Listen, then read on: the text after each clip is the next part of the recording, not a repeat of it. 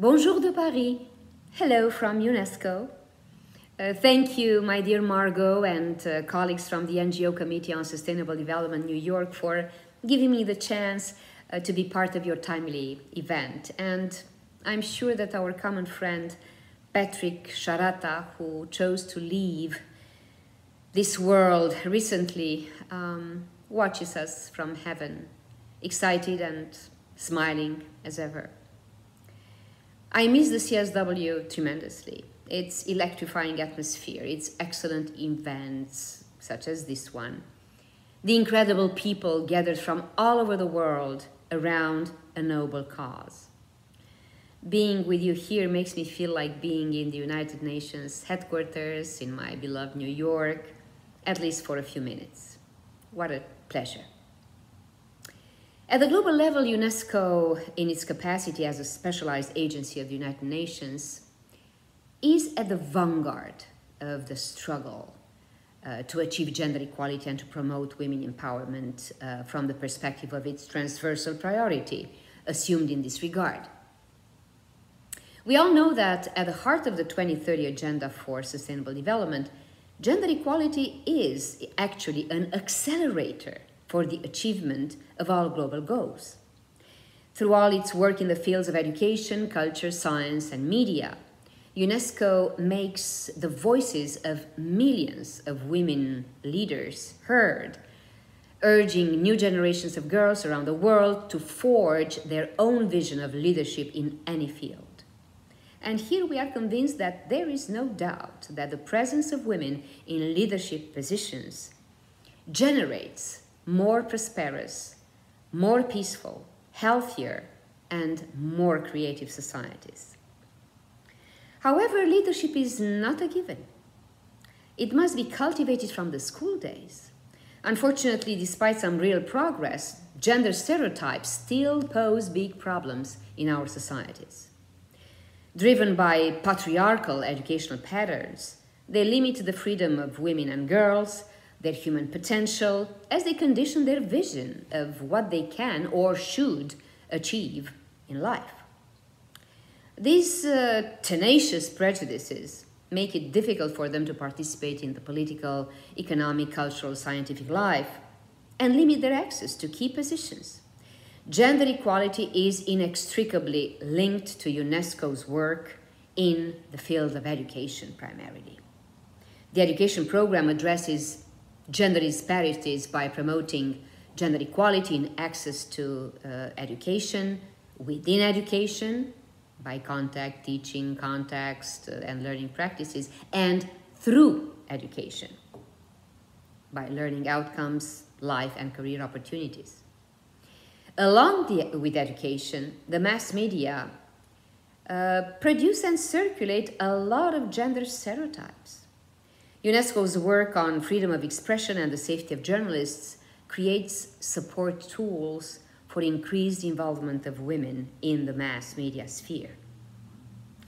From the perspective of promoting models to follow, healthy models, successful initiatives such as the UNESCO L'Oréal Prize for Women in Science or the UNESCO Prize for Education of Girls and Women should be highlighted here and much better known. UNESCO also provides opportunities for women's networking through its high-level and global events. They generate emulation among women leaders, giving them the opportunity to engage in dialogue, to support each other, and share examples of good practices that they can then transfer to their own home countries. In 2023, UNESCO joined the large UN family by celebrating International Women's Day under the theme Digital, Innovation and Technology for Gender Equality. It is in line with the priority theme of the 67th session of CSW, and I love this main theme, which is very meaningful and substantial. Innovation and technological change and education in the digital age. What is more timely than this? Through its educational and mentoring programs in digital skills, UNESCO and its 193 member states also aim in this field to highlight and cultivate the talent of women and girls, with the aim of making technological development an important lever for achieving gender equality. It is already a fact, on the other hand, that in the international diplomatic arena, the contribution of women is essential and must be further strengthened.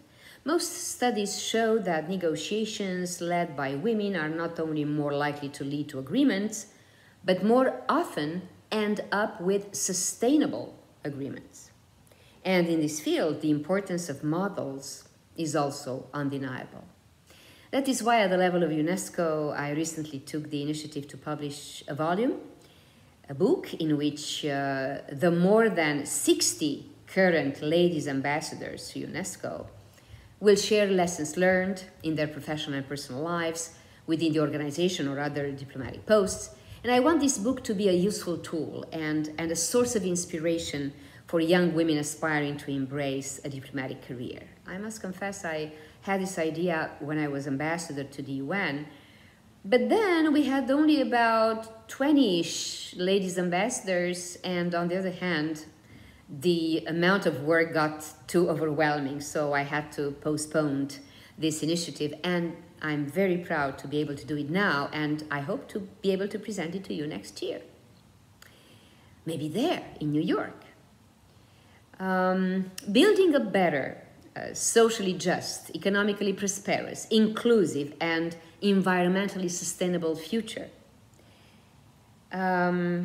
means ensuring that women and girls enjoy the same rights and opportunities as men and boys. And you might have heard it many times these days that peace and sustainable development cannot be conceived by leaving out half of the world's population, because gender equality is a determining factor in achieving all internationally agreed sustainable goals.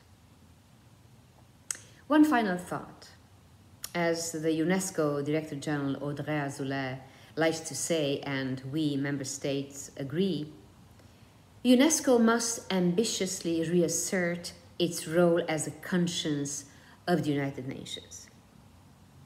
It is through education, culture, the dissemination of science and sustainable development, and the defense of humanistic values that UNESCO can bring to life the driving forces of the United Nations universal project of peace and democracy.